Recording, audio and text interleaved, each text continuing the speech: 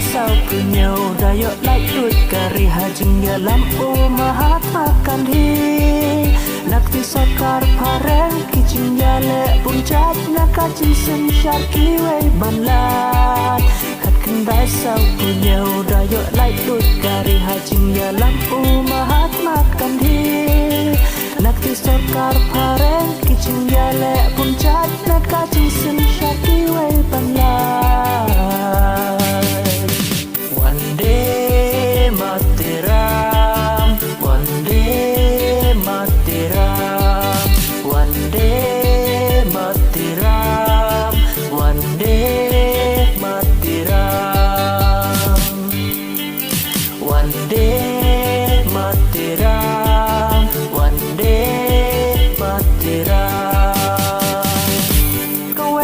Lại rong ri indiang ngao serong ukan thi she u ne ru rang start bab nhỏ đã chừng lại lùi ki say cái so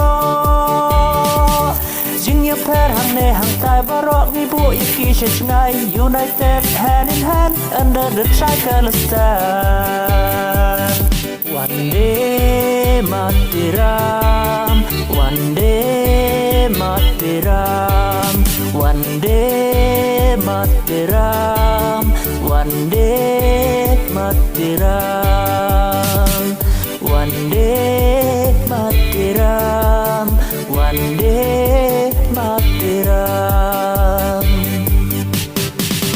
na ching dum sha ching shai ngis ngau serong nai la kat san terik ngikin mau purong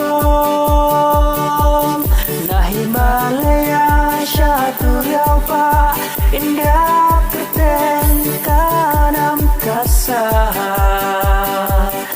one day matiram one day matiram